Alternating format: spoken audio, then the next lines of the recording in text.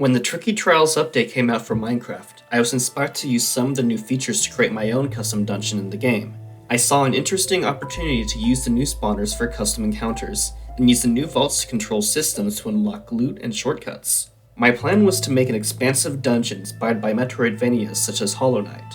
After I made one level though, I abandoned the project, as I didn't think I would be able to execute the project in a way I wanted to. Still, I figured the systems I designed for this custom dungeon would be worth looking back on.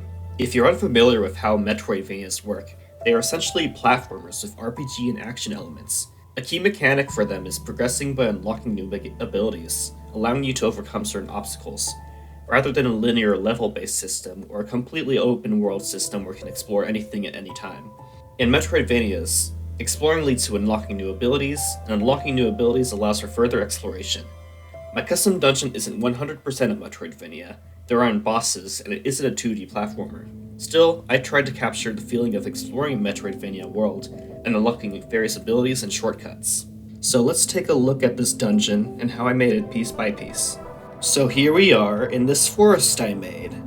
This is the location of the entrance to my little custom dungeon. So this cabin here is where we start our adventure. This is where you get supplies. So we start with a whole diamond sword, this glyph, I'll show you what that does, and a trial key, which I'll also show you what that does. Starting with a whole diamond sword, but it makes the fights quick. So we've got our gear, and this is what we're gonna take into the dungeon. We're gonna go up to this stump of a tree here, and climb down into this underground chamber. And this is the entrance to the dungeon. But first, we want to go into the glyph chamber. So we have this minor glyph of harvest. It provides additional pies to eat, so this will give us some food when we go into a dungeon. Pretty much how glyphs work is that they give you various boons, items, or effects when you enter a dungeon. So how you use glyphs, you take a glyph item, put it in one of these pots, and then you can go forth into the dungeon. So we're gonna press this button, root burrow, there's that epic sound effect there, and we got pies from the glyph. First, we got this rest spot here where we can set our spawn and eat some cake if we need to, but we don't need to right now. These tunnels seem alive with spirits, walls shift to obscure the paths of delvers. They also seem hungry, especially for keys. If you see the walls shifting, look to see if there's a spot the key fits into, and the spirits may let you pass. Whenever you delve into these tunnels, please make sure you rest in this room, which we just did. We have a key, so we gotta look for a place to put it in. Let's try looking over here, and aha, there's a place to put the key. We're gonna put that in the trial vault there. It's gonna process, and then the spirits let us pass. So now this block here is no longer obscuring our way. We can climb down. This is where it starts to get a little bit dangerous. We got enemies making use of the trial spawners. Of course, I chose silverfish, which kind of sucked to fight, but I'll stay strong. I'll stay strong. Fighting bugs isn't quite as satisfying in Minecraft as it is in Hollow Knight. But there we go. Oh, look, another key. Because yeah, we're gonna need more keys later. We don't just need a key for that shortcut there. We'll need it elsewhere as well. Where did my berries go? So yeah, that's the first room there where we learn to fight, and we got this bigger room here. Berries still don't work. Hold on, I gotta mess with my commands. All right, someday I will acquire berries, but for now, let's just explore this room here. So we got another spawner. Let's go fight some enemies. This time there's some slimes, which are not as bad as silverfish. Still not as annoying as the silverfish, even if they do that.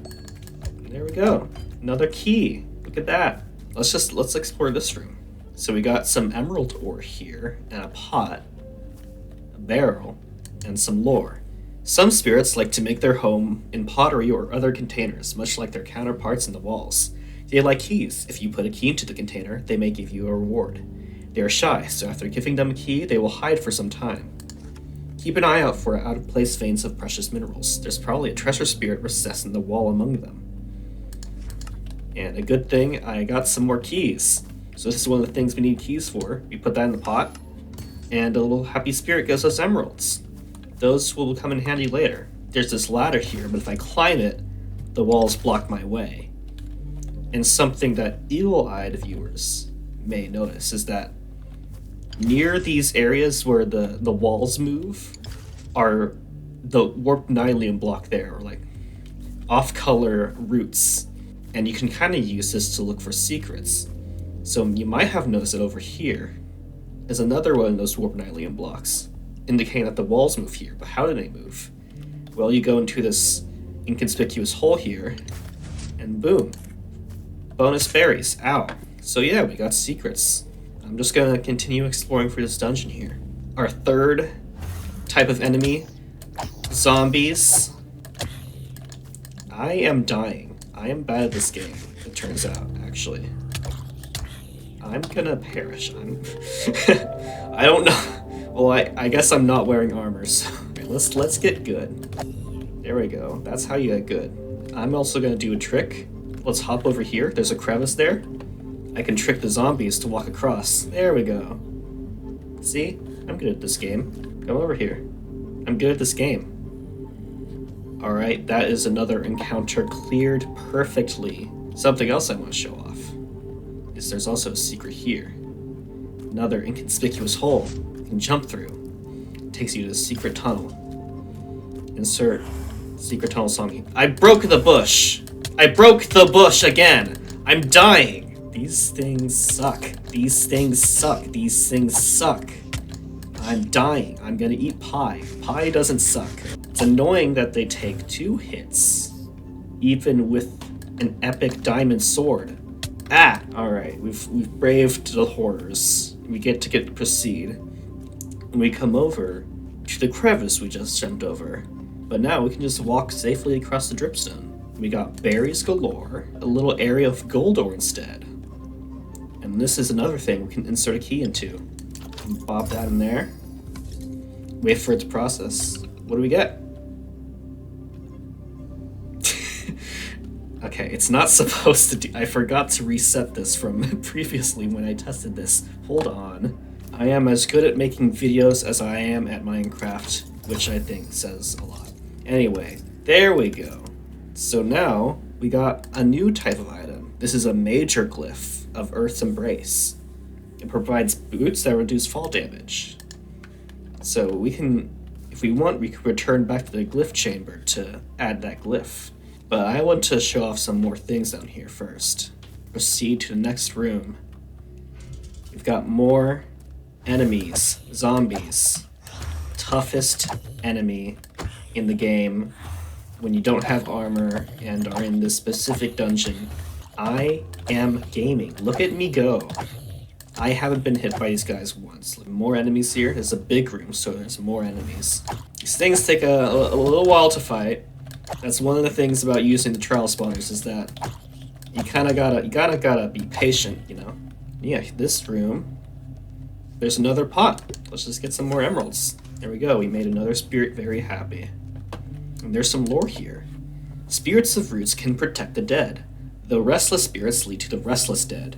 They grow their roots into corpses and animate them. It is important to keep the spirits healthy in order to prevent events such as this. There you go. I think you can take that lesson into your daily lives. Alright, let's check out over here. We got a nice little room here with a pond, so there's fish in there. It's a diamond version of these vaults. I believe I can put a trial key in here as well. And I got a diamond. We'll see what that does. Here's another one of those shortcuts that I can't go up. I'll show you what we can do about that soon. And over here is another rest spot. So I can just sleep and some cake, just for some extra food there. I think we can go over to another room over here to show off what the shortcuts do. There's a target in the wall. We'll see what that does later. But for now, we must fight slimes. Hey!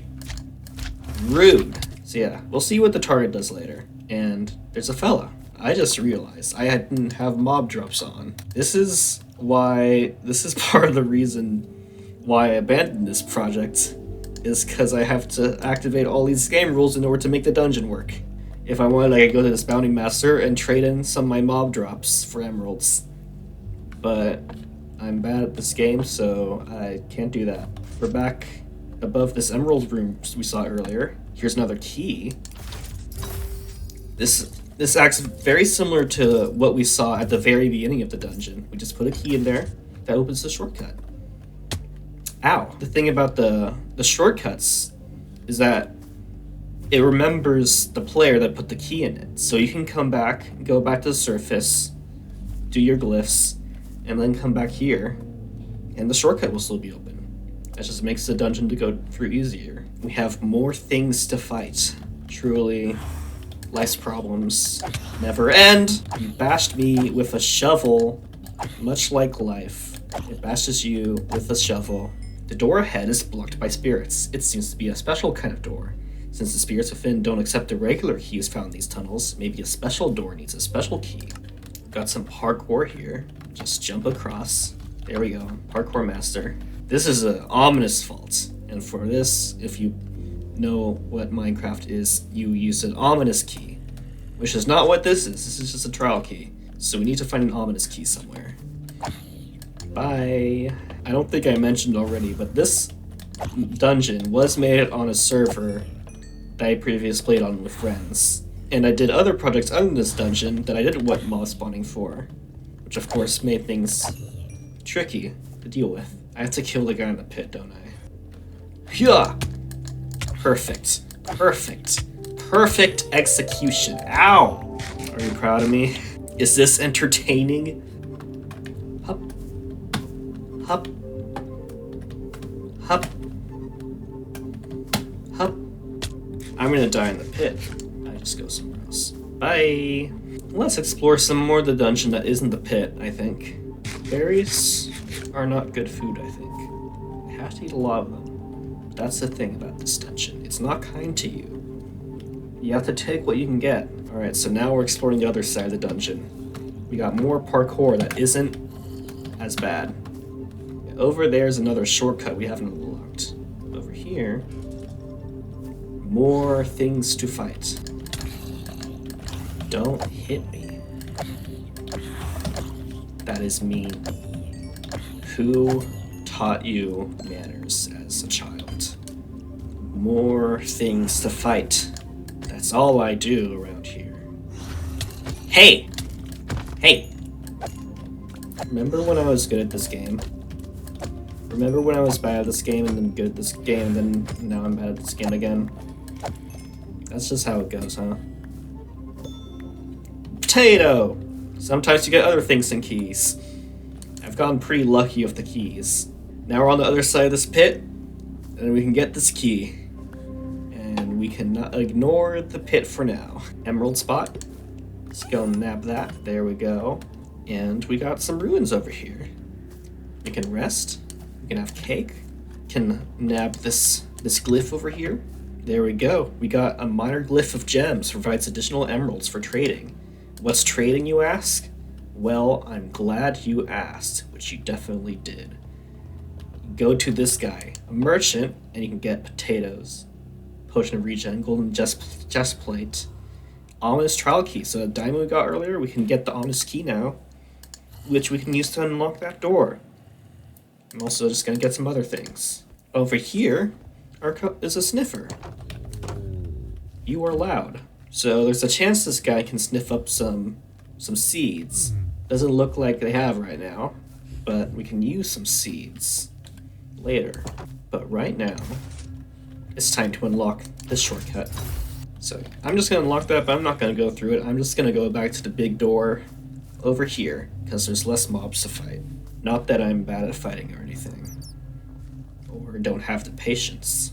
I have doors to unlock, and I don't have enemies to fight, because I am not a vengeful person. I do not have enemies. I only have friends. Got the ominous key. Let's put that in there. What do you want from me? If I keep clicking rapidly, maybe it will work. It's time to cheat. I think ominous vaults Need some special commands to get them, which hopefully I just used. There we go. Perfect. I am great at creating Minecraft things. And now, we have some more areas to explore. Let's see what this lore says. Let the ground leap for you. There's some more wisdom for you, everyone. Let the ground leap for you. What that's pretty much saying is that you can go into slime block. You don't need to press space. The slime block will just bounce for you. There we go. And now we got further to jump. Just got sprint. Whee. There we go. And now we got more. Thankfully, I am really good at parkour. I failed, but that's a good thing because I spot some gold ore. And we can get another special glyph. Gimme. This is a major glyph of life. It provides 2 extra permanent hearts, which is an effect in Minecraft. I think this jump is kind of tricky, but not tricky enough. Jumping here might be tricky because there's roots in the ceiling. I think I just need to fall, and there we go. Amazing. We'll look at that later. So the next stage of this little chamber, trust your roots. There's some more. This video is full of wisdom. And slime. Why are you here? So trust your roots. What are roots? It's where you came from. So that means follow where you came from. And you might notice there's some special blocks that you can follow to some doors. Let's just, for sake of demonstration, let's see what happens if we go through a wrong door. Go through here. And you gotta go this way. And you gotta redo the room. So yeah, trust your roots, everybody. So after trusting our roots, we get to trust our roots again. So now let's follow our roots to this door. And then it's a little bit more complicated here, but we'll stay determined to follow our roots and go through here. So that's that part of the dungeon completed. What does this lore have to say? The earth is listening. In order to pass this chamber, make sure it doesn't hear a sound. Well, that's going to be difficult because they're zombies and they're loud. So we need to make the zombies less loud. Kill them all, get a key, and now if we start to sneak, the earth cannot hear us and the door will open. And there we go. We have proven ourselves victorious for the dungeons challenges. And we find this. Just put the key in there. And we're gonna get something. Whoa! I think I was supposed to get something else that wasn't an arrow also. Hold on. That dramatic noise, maybe not. I see what happened here. I tried to give myself a bow that had both bending and infinity, which you can't do in Minecraft. Let's consider this another reason why I didn't continue working on this, because if you don't have a bow of mending, it'll just break eventually, and then you have to get this again, which you can't because of how the game works. Anyway, give me that. What now? Just gonna do this the old-fashioned way. And the dungeon gave me a bow without me having to help it whatsoever. So now we can shoot things. Let's go. And a way has opened up for us. And now we are trapped, but we are not trapped because we can shoot things more. So yeah, we completed that little challenge there, and we got a bow out of it. So now we can go back and find some places with the targets and shoot those, so we can go through. So we got a target here. Let's give that a shoot. And we can go through here into this new room with bugs. Who needs Silk Song when you have this? But we have a new room over here. There's so many places to put keys in, but not enough keys. But now we have a brewer, and if we got some seeds from that sniffer, we could get different arrows, harming and slowness. But the sniffer was not kind to us, so we don't get to do that. What we do get to do is put a key in there. Minor glyph of secret seeds. Provides additional ancient seeds to trade. So if the sniffers aren't kind to you, you can do that. Now, you can press this button open this door where this other target was, and we can leave the dungeon now. We've done all there is. So if I was gonna develop this dungeon further, I would have made another level that I could access by shooting a target block, but I never did that. But that's what I was planning to do. I'm going to ignore you, I think. Bye. Now, we're back on the surface. We got our glyph back that we put in earlier. So these other glyphs I have, I can put all these into these glyph slots and go back to the dungeon with new abilities. I can just show you real quick what these do. Pop those in there, enter the dungeon.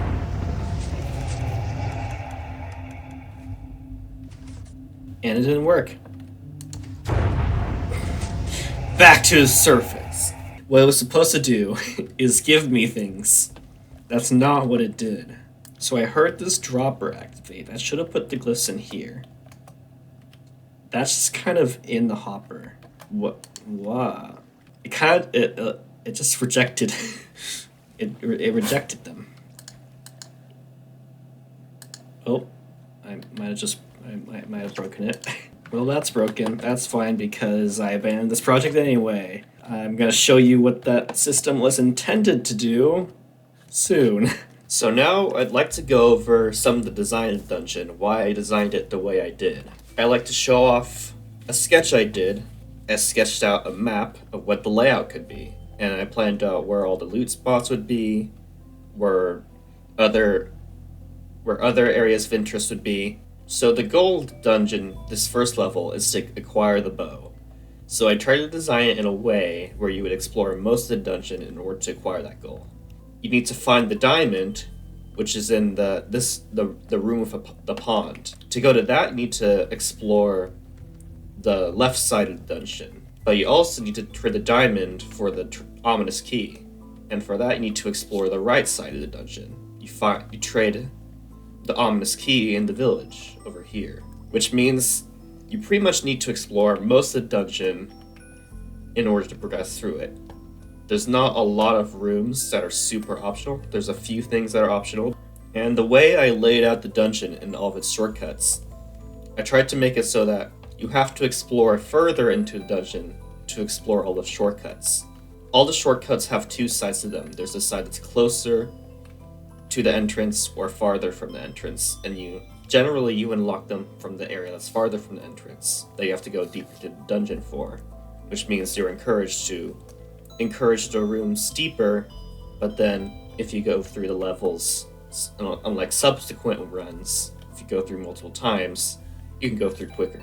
I also just to make it interesting to explore, I tried to make all the rooms somewhat unique, somewhat different. Some of the rooms are various levels of interesting, so this entrance room here has like a few different things going on, a few different interesting things. There are also rooms like this, which just has a spawner. I think it's good to have that like variation and like how interesting the rooms are. Some of them you just go through to fight some things, and some of them are a bit more interesting. Like this one over here is like a ruined village, so this is one of the more interesting rooms. Then like the chasm is an area of interest here, and this is like a big sort of graveyard area. And of course the entrance to the parkour challenge. So now I'd like to go over how I designed the runes. So for the runes, I want to use some of the shards and the armor trims that were introduced a couple updates ago, because I thought they were interesting looking items. They all kind of, the shards and the armor trims are like, they're sets of items. So of course you have all the different kinds of trims here, and all the different kinds of shards. They all look similar, but they each have like a distinct feature that sets them apart as well. So I thought they'd be good for like collectibles to get through the dungeon that give you certain abilities. And there's also reasoning behind why I chose trims for some of them and shards for the others. The trims are the major glyphs. They give you effects that last all throughout the dungeon. So this one gives you boots. Those boots have like unbreakable mending, so they should last through a run. And these ones give you 2 extra permanent hearts. That just expands your health bar permanently throughout the run. But the minor glyphs, they give you resources that can be depleted. So these give you pies, you can just eat those pies. These give you seeds that you can trade. Those seeds can be traded away and you don't have them anymore. Same with emeralds, they can be traded away, you don't have them anymore. So that's why I chose shards for some of these glyphs and trims for the other ones. But I still wanted each glyph to be desirable. I didn't want it so that once you get enough of the major glyphs, you only use major glyphs, because sometimes you may want some extra food or some extra emeralds to trade in. Of course, another aspect of this dungeon is the trading. The drops you get from killing other mobs, you can just trade those in for emeralds. That's a pretty straightforward mechanic there. But of course, you need something to do with those emeralds. Mainly, give your emeralds to this guy, the merchant, so you can get some extra useful resources here. So like potatoes, if you don't have enough food, if you have some emeralds lying around, you can just get some of that. But also regeneration could be handy. And I chose the golden chestplate because it doesn't last long, so it's like it's not likely to last you like many treks through the dungeon. So it's something that you might have to go back and keep buying. Though of course, if I were to expand this dungeon further, I might like add another glyph that like gives you like a chestplate or something. And we can't forget the brewer that we didn't end up using in our test playthrough. And again, some more resources that you don't particularly need, but they might be useful to have. And another mechanic we have are the rest spots. Because in many games, such as Hollow Knight, when you like explore the areas, you have various places you can rest, which are essentially places where you can set your respawn point and recover some health. And how I did that, I just put a bed here so you can respawn there. I did this mechanism with a cake that has an observer that triggers a command block to place a new cake there, so you can just eat as much as you need to recover your health. That's how the rest spots work. And I tried to put them in areas that are more peaceful. They don't have mobs in them. Now I'd like to go over some of the puzzles in this little puzzle area here. So it's divided to three main parts. There's the parkour, there's the maze, and there's the fighting challenge at the end. Usually in metroidvanias, mainly inspired by Hollow Knight, you would have a boss at the end of a level, but you can't really do that well in Minecraft, because one, fighting in Minecraft isn't that interesting, and also making a boss, I don't know how to do that. I tried to make it more like puzzles you have to go through, and something that kind of feels like a bit of a change of pace from the rest of the dungeon. I pretty much based all this parkour around slime blocks. So it's pretty much like it's a pretty straightforward parkour challenge. The first jump is pretty simple. The next one you have to sprint for. So there's just like some escalation going on until you get to this room, which is like a whole gauntlet. And of course there are ladders to help you get out if you don't succeed. The maze here, I didn't want it to just be like a normal maze with walls. I want it to be a maze that revolved more around your observation skills, or like your ability to figure out what this book is saying. Of course, if you figure out the hint of like following these blocks guides you to where you need to go, you can go through this pretty easily. But it's also like not explained to you explicitly. You have to figure it out. Following these tiles really isn't that hard. It's more of like a riddle to solve. It gets a little bit tricky because they're similar looking to the mossy blocks, and in later rooms the pattern gets pretty complicated, but it's a pretty light challenge.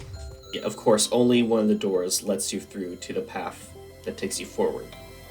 For the other doors, I just made the path lead you back, takes you on a path that leads you back to the first room. In some of these rooms, say this one where the correct answer is right here, that means these two doors lead back to the same room. And so this is the passageway that leads you back. But of course there's another one right here. This one is just fake. It goes nowhere. This means that you can't see that, oh, there's a passageway over here. That means these are the wrong doors.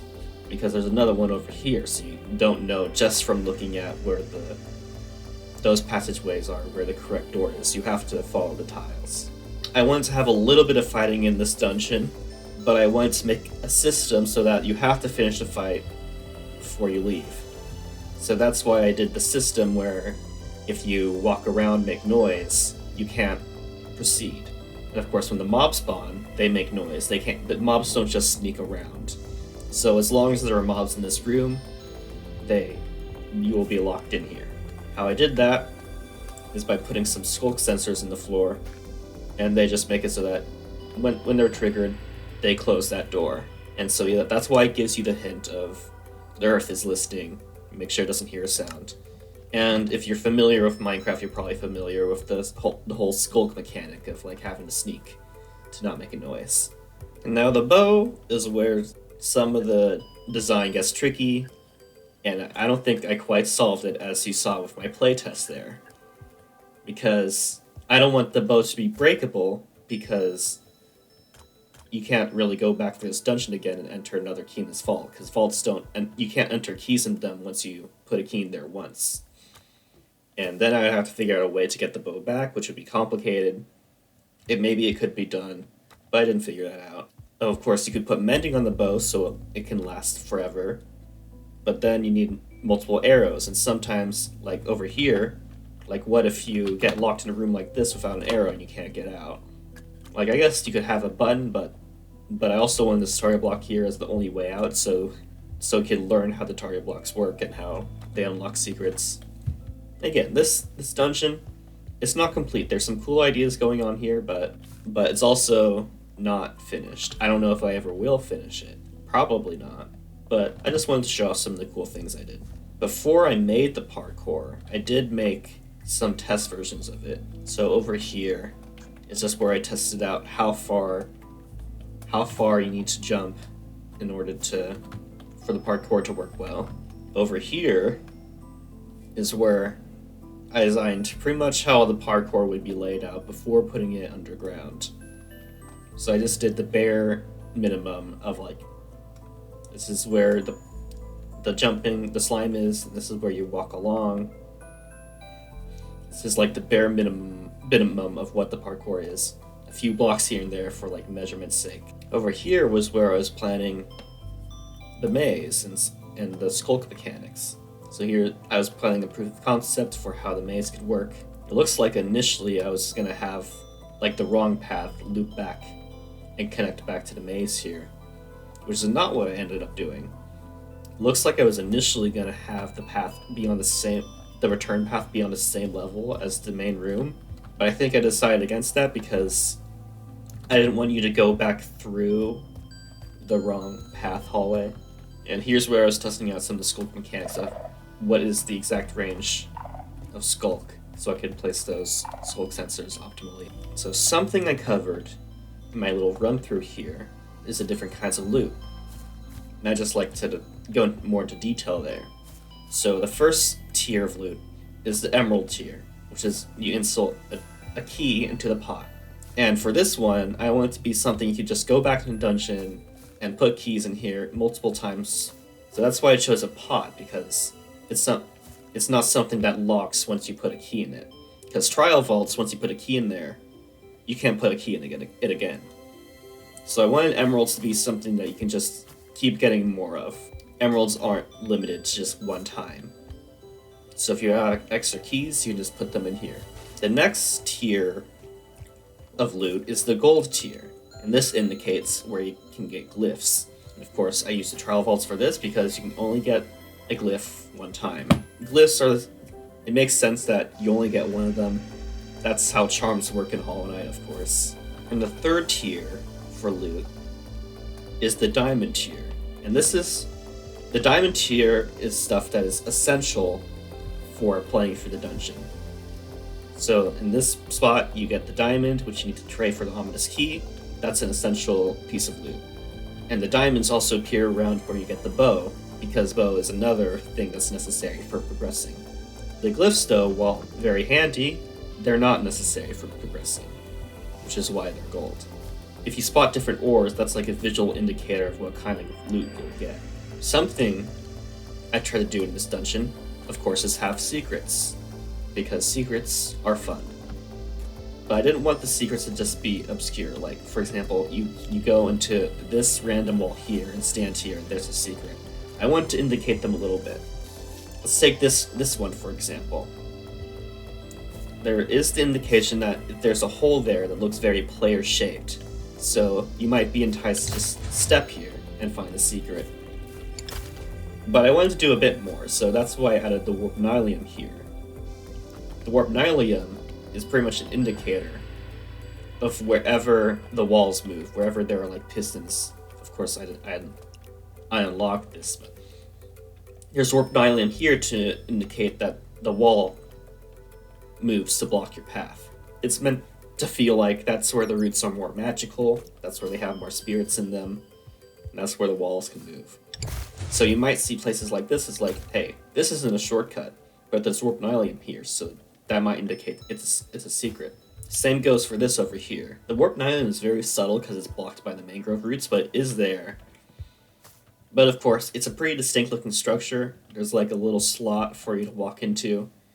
I tried to design it in a way that would just like might entice a player to just step into the hole, and then it opens up.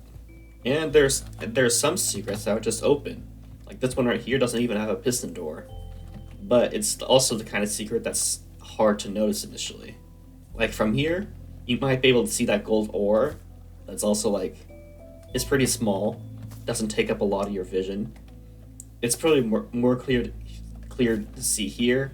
And if you like jump on this platform and look over here, it's clearly an entrance there. This is the kind of secret that is just more like hidden visually. It's not like something you need to be near to see, but also you still need to have your eyes peeled in order to really notice it. Something else you may have noticed is that each of the enemy types, they have different kind of blocks that surround them. So for the silverfish, I tried doing a mix of gravel and suspicious gravel to kind of feel like maybe it's some gravel that insects are burrowing through. For the slime, it's obvious. I surrounded it in slime. Pretty straightforward. And for the zombies, I chose this crimson nylium block. It's kind of similar to the warp nylium in that there's like spirits in there, but of course the different color, that being red, makes it feel a bit more corrupted. Because if you remember that book we read over in that room, it says that zombies are because the spirits are restless. I figured the crimson nylium is probably there because of the restless spirits. Another element of this dungeon are the berry bushes all around here with lanterns on top of them so they grow. That's just so you get some extra food. Because the game is like Hollow Knight. You don't need to worry about food. And I wanted to make food not really a problem in here, so there are enough berries. Like maybe sometimes it's something you need to worry about, but I didn't want it to be something like you have to worry about too much. But I thought having berries here and there were nice to just have another kind of thing you can find, another kind of loot almost, but it's just like more obvious. You don't need to even put a key there. It's just free. But it's just another excuse to explore the dungeon thoroughly. So now I want to talk about some of the aesthetics. If you watched my Minecraft videos before, you know I like building. You know I like aesthetics. So I tried to go for a theme here of there's some ancient, mysterious ruins, but there's like, this cabin's a lot more modern looking, or modern-ish, indicating that there's like a team of researchers here that is exploring this dungeon. The aesthetic is very much similar to the comic I'm making called Silver Road, because in that you have like some ancient ruins that the characters explore a bit, but also takes place in modern times and in a rural area, so there's forests and cabins and things like that. When I was designing this whole dungeon, I was inspired by like some of my early ideas for Silver Road, because when I started Silver Road, I was very inspired by Hollow Knight, and I had ideas about what if I made my own Metroidvania, and the theme of it was kind of like this. And of course, that's eventually what became some of the ruins that are now appear in Silver Road. So yeah, this whole dungeon, Silver Road, they kind of have the same common ancestor in a way. There's like some some small trees here, but there's also these big redwood trees, some of my favorite trees. I put a little bit more effort into these than I usually do for trees, because I think redwoods are nice. I wanted to do them justice, you know? I like this detail where I put like the pots on the trunks and the ferns to make it look like there's little bits of leaves kind of growing on like the base of the trees. Yeah, this circle here teleports you to like the spawn of our world, which I won't show off. I don't know. I might save that. No promises. But it's just a place that you teleport to from the rest of the server. And yeah, in here we have some bunks, chests where you keep your supplies. Also down here, I did a room. I don't know what the purpose of this room was going to be, but I kind of like it. I like the cork board here. Feels like a place where you log your adventures, where you keep track of various like anomalies or sightings. It's fun. And of course, once you get to the ruins, you don't have any more of that modern-ish feel. It's all just the ruins now. I want it to feel humble, so the palette is very much dirty, but in like a nice way. Like in some games where you like explore caves, often the first cave will be basic. It'll be like some dirt and maybe some other things. Like in Core Keeper, you start in the dirt caves, and some other games are like that too. So I figured the first level of this dungeon, and the only level of this dungeon, would have that sort of thing. I still want it to feel nice to explore, not just a bunch of dirt. This door right here,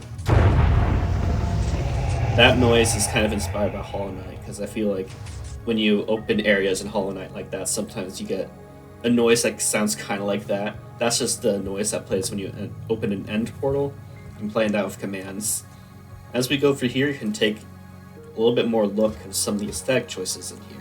You have the walls, they're this very like neutral earthy color. You have the roots on top, a bunch of the hanging roots there, and some mangrove roots around to be like larger roots. A little bit of dripstone to just expand on that earthy feel. Yeah, there are also some structural elements scattered here and there, because I wanted to feel like there were once buildings here, but they've also sort of crumbled. We've got this palette that's like a mix of mud bricks and mossy stone, because they feel like very earthy. Feels very much like ancient ruins. The foliage here just went with like ferns, mushrooms, dead bushes, because it felt like the kind of thing that might grow in a cave, at least in like a fantasy setting. Because yeah, down here it's meant to feel like the beginning of like an underground ancient ruin. Okay, I was planning if I was going to expand this dungeon, I was going to do different levels. Maybe some of them would be like more overgrown. Some of them could be like maybe water themed or even like fire themed.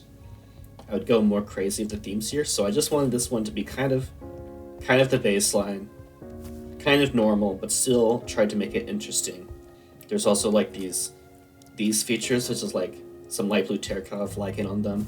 I guess it's kind of like meant to feel like a different kind of moss. It's a glowing moss. But yeah, all through here, it's kind of like a mix of natural and structured. You have these very natural caverns, but occasionally you have some more structured areas. Like this is a little bit more structured here. Once you get into the parkour area, it's much more structured. Like here's like, the structure is pretty intact. Like there's a few roots growing around, but the structure is very much mostly intact. In contrast to the rest of the dungeon, which is pretty worn down. I think something I did was use prismarine and some of these floating platforms to like provide some justification for why they're floating, because it's a kind of a unnatural looking block. Each of these I try to do something different to build. Like in this one you have some hanging slime, just a little feature. This one you have some like standing stone type things in a circle around the spawner, a little bit different. So in each room I tried to have a little bit of variation of the theme.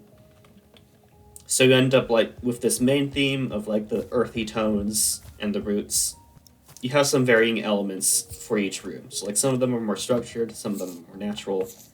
Some of them have unique features that are a little bit different from the theme. Like here you have, this is meant to be like a ruined village. So there's a lot more like smaller foundations around here. Also have places like this that are like very mossy, but still kind of feels like it's in the same theme. It's just a little bit more overgrown this time. I feel like that's how you make a dungeon interesting to explore. You have levels that have a general theme to them, but also some slight variation room to room. That's what I like about games like Hollow Knight, because you have different areas that the game is split into that are all sort of cohesive. But then within each area, there's like sub areas that have their own thing going on. Something I like about how I designed this dungeon is how I designed whenever the walls move. So of course I use pistons, but if we like go up here, for example, there's like a little rooted dirt noise.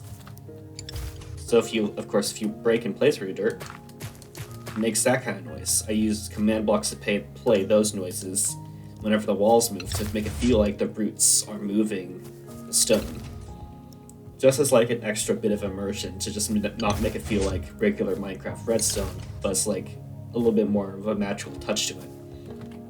And there's some other bits of sound design in here. For example, these pots. Something I didn't show off is that if you don't give it keys, there's something else that happens. Let's do this. It does a little like growl at you and just puts the item back in there. I did those kind of noises to make it feel like there's actually something living in the pots. Of course, if you give it a key, it does an LA noise. And it kind of feels like a happy spirit noise. Another noise that plays when you give this a key. Of course, you also have a little bit of amethyst noise in there, just to add to that little extra sparkle. The way that this dungeon is designed visually, and also the sound effects, makes it a pretty nice immersive experience. That's part of why, despite some of the flaws in like the mechanics, I still have a font spot for this dungeon. I think I did a lot of cool stuff here. So aesthetics are something I like to do in Minecraft, but something that's more out of my comfort zone is Redstone. But I tried doing some of that stuff for this dungeon, and I think I did some cool stuff. Like, I came up with a lot of these systems just on my own, just trying to figure out for myself. Of course, I've watched various Minecraft YouTubers who do Redstone.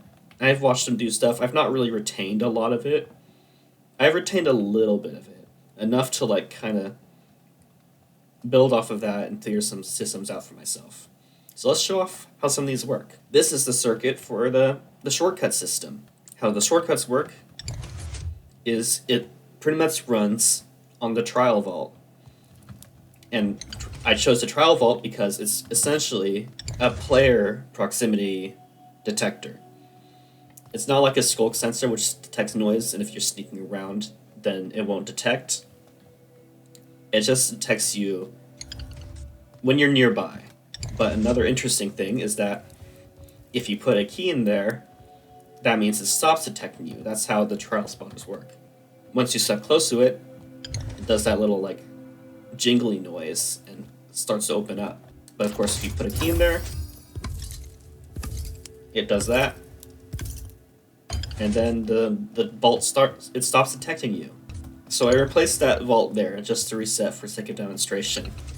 How this works is that when you put a key in it, the items just go through here and end up in this barrel, so you don't get access to them, because I don't want you to get those items. And how this circuit works is that when it detects a player, it activates this line, which blocks your path there. But when it doesn't detect you, it activates this piston, which blocks the vault, and protects this one so you can pass through. And I put this setup with the ladder and the slab here because the trial spawner, sometimes there's a delay to when it detects a player. So it's possible that if you're running fast enough, it just doesn't block you. So I put this ladder and the slab here to slow you down, so you have to climb up the ladder and then crouch. And that gives the vault enough time to detect you. Now here is where I tried to figure out how item filters work. From watching various YouTubers, I have a vague idea, but I didn't watch any tutorials for any of this. I just tried to figure it out myself. I'm quite proud of myself for managing to figure this stuff out. So this is the item filter, which is pretty much the basis of how the pots work, where you get the emeralds from. So something weird is happening with the redstone, and I don't know what. It's supposed to be detecting when there's 41 keys and then all these swords. And there's this pot here to like do some comparative things. And that deactivates this torch, which opens up this hopper so that it can pass through here and activate the system. But the comparator isn't behaving. So ideally there should be enough deep slate in here so that it cancels out this comparator. Everything's going on, hold on. So there are 41 keys and 4 swords in here. And there should be enough filler items in here so that when there's 41 keys, there's no signal until it gets to 42 and then it passes through. So let's just put some stuff in this pot until that redstone isn't activated. There we go. So now there's no signal when there's 41 keys in there, and theoretically, once there's 42, there should be a signal briefly allowing a single key to pass through. So there's no keys in here right now. I should put a key in the system, and a key should pass through. Well, that lamp turned on, that's a good sign. There it is, it works. I wasn't expecting to be a Minecraft yet Redstone YouTuber, but here we are. Live troubleshooting here in this video. So that's how that works. I figured it out once, I figured it out again. Here it is, but more complicated. So this is the system for the emerald pots. It's pretty much this system. I expanded it to make the emerald pot system work. I use pots because I just like the noise they make. It feels satisfying to put stuff in there. It's more interesting than just like putting stuff like in a chest or a barrel. It feels more like inside the worlds, you know? So I pretty much took the item filter system and added some other stuff on top of it to do the effects. So as a reminder, we put the trial key in there, and that gives us an emerald, and then it hides. What's happened here, when an item gets filtered through, it gets sent into this dropper here, and so that sends a signal to this yellow circuit, which dispenses loot. So we have some commands block there that gives you the loot and does some noises, and it also, you can see in here, dispenses an item, which is pretty much the timer for when the pot hides. And it's pretty much there for 5 minutes, and after that time, this redstone deactivates, and that piston retracts. Let's simulate that. There we go. That piston retracts. And if you put the wrong item in there, it does a growl, and it doesn't close up the piston. Now you are able to spam the keys. I feel like I might have done a system where it prevented spam, but I guess not. So it's supposed to, when you put an item in here, it detects that, activates this circuit that makes the piston block the pot, but it's not doing that. Does the hopper take it too quickly? But yeah, that's how that works. This is the entrance door for the dungeon. I just figured out how to make a flush piston door so you can't see like an indent there. There we go. And then we got the glyph system, which is really complicated. So this was made to mimic the charm system in Hollow Knight. So you have these pots pretty much simulate the notches that you can put your charms or glyphs into. Because in Hollow Knight you start out with like only a small amount of notches, and as you progress you get more, so you can equip more charms. I wanted to get that sort of mechanic in here. I don't think this system where you get access to more pots is actually in the dungeon. It's probably something I was planning on adding later, but I added that system as well. Say, put these different glyphs in here. So right now these hoppers are locked, so these glyphs are just staying in the pot, and when I press this button, that lets the items pass through the hoppers into the dispenser through these item streams. And what's meant to happen, the glyphs go into the correct slot here. They can only be picked up by these certain hoppers because they can't go there's no other slots for them to go in. So either they go in these hoppers or they don't. And that activates a redstone signal here, so it's just enough to detect the 42. It activates these observers, and then the bulb, and that pretty much unlocks this hopper here, so it pulls out one of these items, and it goes back from 42 to 41 again. And then those items, I believe, go in these barrels, and are locked from proceeding further because of these torches. And when the item passes through this hopper, that pretty much triggers whatever effect, so whatever items or potion effect you receive. And when you exit the dungeon, that'll deactivate these torches, the glyphs can pass through, and then it removes the effects, and also there's a command to give the glyph back to you. So that's how it's supposed to work. I'm pretty proud of myself for figuring out this item sorter system, because I was kind of doing an item sorter from memory and kind of ended up figuring out a different solution for myself. But yeah, as we saw earlier though, it didn't look like this worked. Let's just see what happens and see if it works this time. So I believe it should give you wool based on what glyphs you put in there. So let's simulate entering the dungeon. Those items get sent through, get sorted, and I get... Alright, the red one didn't work. It looks like it got put in here, put in this hopper, and then it can just continue forward. I'm not sure why, but, well, it worked with 2 of them. And that's enough to show that I kind of know what I'm doing. When I simulate exiting the dungeon, this wool should be removed. So if you have, like, effects on you, when you leave the dungeon, they should be removed. And then you should get your glyphs back. So let's simulate that. There we go. Flawless. See? This works like 90%. And so this is how you get more slots to put your glyphs into. So you're meant to have this pot here where you insert a diamond. Of course, it has the system. If you insert the wrong item, it just puts it in there. And there's also the shortcut that we recognize.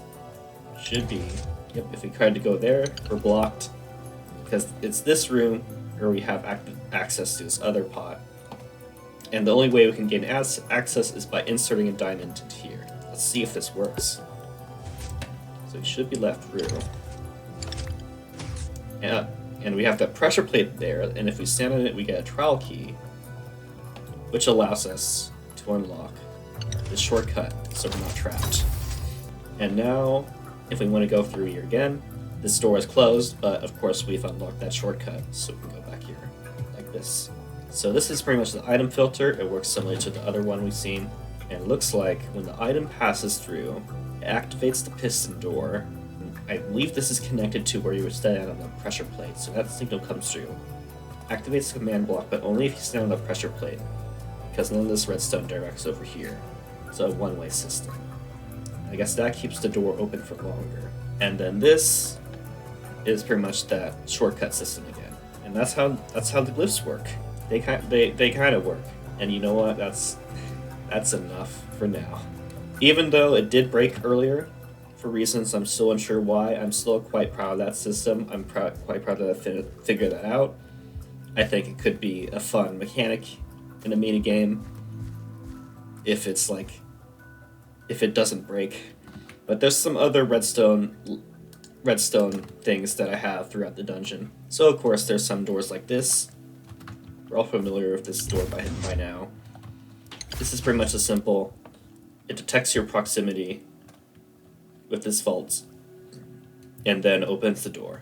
That's pretty simple. It's quite simple, really. So this is how you get loot from the trial vaults, like with the glyphs and the other things. When the vault gives you items, it pops out items on the top, which are then pulled down by this hopper system, and then there's a comparator that detects when that's working, and that command block gives you the item. The reason why this wasn't working earlier is because Apparently, I left a block in the space so the items weren't being popped out correctly. Yeah, that's also a pretty simple circuit. Again, beside the systems I showed off in the test area, I think mainly the circuits in here is just opening some proximity-based doors and the vault loot system. There are also places like this where work with the target blocks. So if the target blocks are shot, that retracts doors like this. And that might be all the redstone out of here. It's a fairly redstone light game. Probably because I'm relying a lot on the stuff like the trial vaults, the trial spawners, as like the engine for the game. Because they already have like programmed in, player proximity, and like you can only use them once. They spawn the mobs automatically if you're near them. A lot of the game mechanics are pretty much just like trial chambers, but modified, expanded a bit. It's not like something like Decked Out, if you know what that is. It's a big dungeon that was made on the Hermitcraft server. And I did a couple episodes where I played that on this channel. But that game is really redstone heavy. There's all sorts of redstone systems. Of course, this game has some like the trial stuff. But of course, you can't really make this in survival. You need creative in order to like place these in the places you want them to. And of course, I also use command blocks, which weren't used for Decked Out. This was going outside my comfort zone for me, but it's also really fun to work on. Using commands and some of these trial features, they did kind of make the redstone lighter, but the redstone I did figure out, I'm pretty proud of. Even if it doesn't work 100%, I'm so proud of it. I'm proud that I managed to figure some of this stuff out, and also that I managed to like replicate some like metroidvania game mechanics. As a metroidvanias, you have shortcuts that you can unlock. And in games like Hollow Knight, and also in like Nine Souls as well, you have sort of a charm system or jade system, or in this case, the glyph system. If you are ever interested in making like a custom dungeon or like something like a metroidvania in Minecraft, maybe you can take some inspiration from what I did here. So, if this place is so cool, then why did I stop? Well, I went over a little bit of this when we were playing through this earlier. But there were just a few problems here that were kind of just like obstacles I didn't want to deal with. One thing I found when playtesting this is that the trial spawners are kind of slow to deal with. Because they just spawn like they spawn like 6 mobs total, and it's just like a few waves of them. And you kind of just end up standing in the same spot for like a little bit too long, which isn't what I wanted. Ideally, I was going for like, you go into a room, and you go near the trial spawners. Ideally, it spawns like maybe like 1 or 2 enemies, and you fight them real quickly, and then you move on to do whatever else. That's kind of like how the rhythm is. And again, in games like Hollow Knight. But of course, trial spawners are a bit slower than that. There might be ways with redstone commands to spawn enemies that way, in a way that's good for this dungeon, but that's getting a bit more advanced, I think. It's probably possible, but I didn't figure it out. And another reason why these trial spawners are weird is because if you turn mob spawning off, they'd kind of just reset. This was on a server, and I was doing other builds other than this dungeon. I didn't want mobs to spawn on them, so most of the time I would have mob spawning off. And then, that means if I got far away from the dungeon, this would kind of happen, where like it would kind of just forget its mob.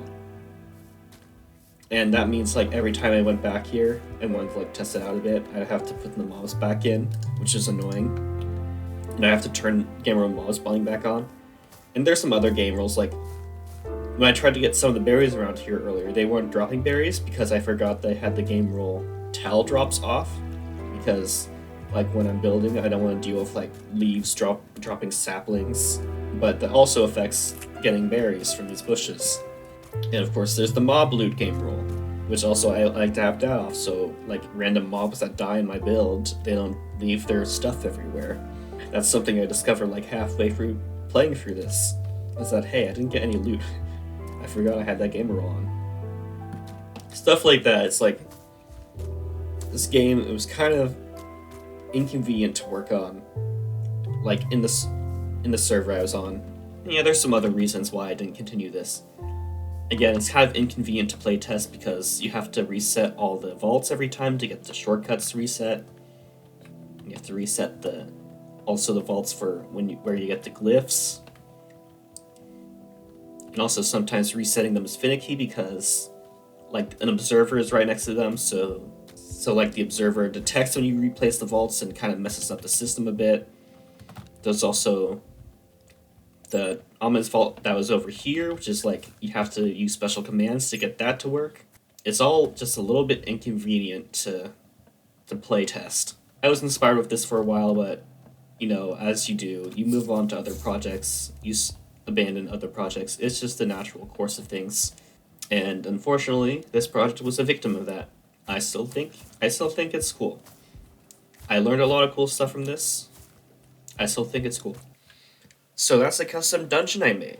It may have been left unfinished, but I still did a lot of really cool stuff with it. The redstone knowledge I learned was especially notable. I don't normally consider myself a redstone person, but I'm proud of the systems I designed. I also enjoyed exercising my game design skills. Game design is something I like to think about, but not something I get the chance to actually do often.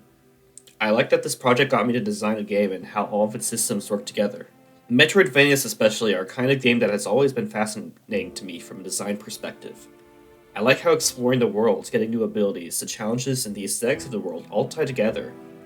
Many of my builds have been inspired by Metroidvanias. I've enjoyed making large builds of distinct regions, and even smaller areas of note within those regions.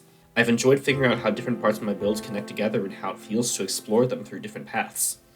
It was fun to take my interest in Metroidvania design a step further and attempt to actually make one. I hope it was interesting seeing this Minecraft project I did. That's all for this video. Goodbye everybody. Sam wishes you well.